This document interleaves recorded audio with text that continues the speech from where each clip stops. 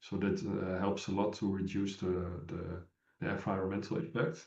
And after riverbed back, so you put soil in the trench again. The existing or the previous riverbed can be restored again. So you minimize impact in that way. Second question about the durability of.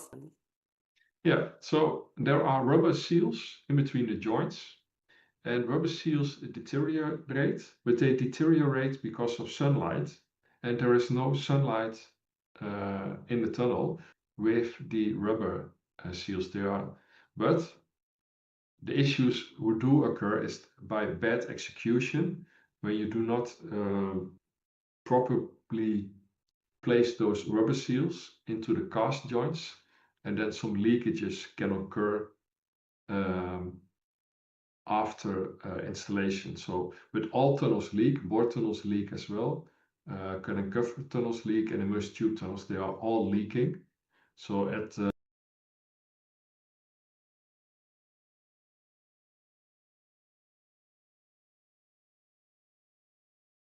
Recording in progress. So that's quite easy works, so that can be done.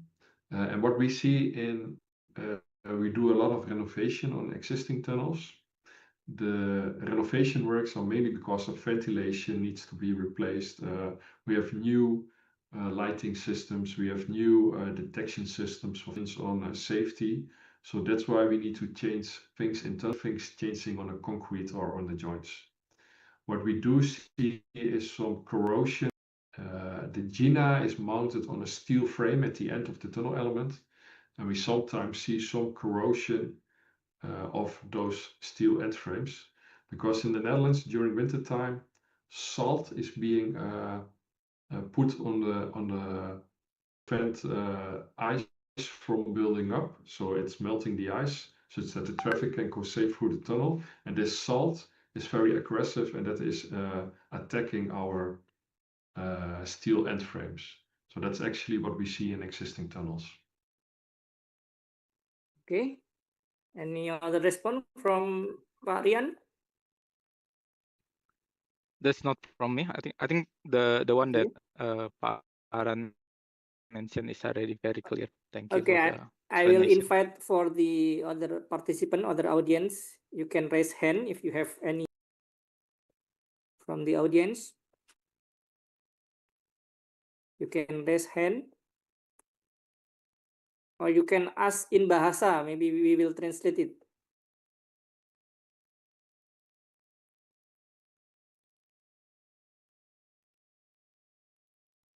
From the audience.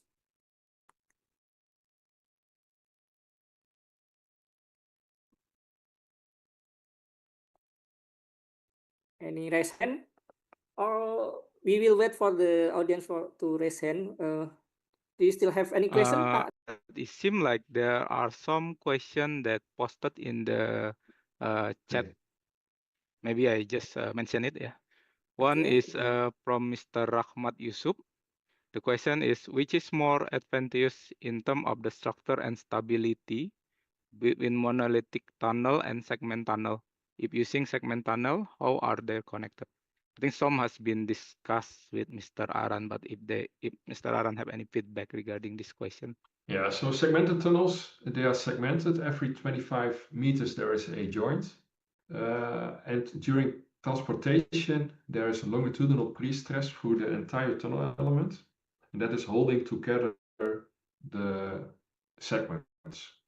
And after immersion, these post-tensioning cables, they are being cut at the location of the joint, and then the elements can start rotating. And because of this rotating, it can follow sediments very good, and therefore no forces occur in the tunnel. And when there are no forces in longitudinal direction, no cracks can occur. So the 25-meter sections are very well conserved. It's no crackings. So you have to have proper water stops to make sure that no leakage occurs in those joints. And then they are connected just with the shear key. to transfer the horizontal and vertical shear forces. And rotations can occur, and then sometimes a gap occurs, but the water stop is there to prevent water from coming in. So which one is better, the segmented or the monolithic tunnels? When you have a lot of settlements, segmented is better. But when you have earthquake zones, then you want to, then you have different forces on the tunnel, and then we try to do a monolithic water elements, and then they are big.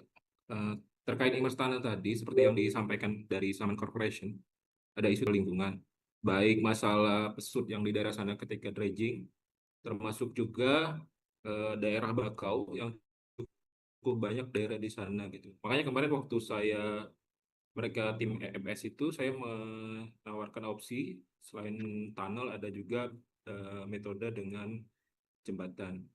Selain itu juga ada permasalahan isu terkait masalah during construction-nya itu yang tunnelnya ketika dikonstruksikan butuh stok yard yang banyak ya. Stok sama dengan yang kemarin di FS itu akan membuka banyak pembukaan terkait hutan dan bakau yang terkena. Mungkin itu bisa dijelaskan lebih lanjut dari teman-teman dari Mr. Aran. Terima kasih.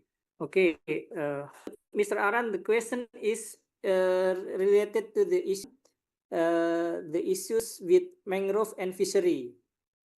And then the second question is a large area of stockyard. So is it? Do you have comment about that? Yeah, you in IKN you have the mangrove area that has to be removed at the part where the tunnel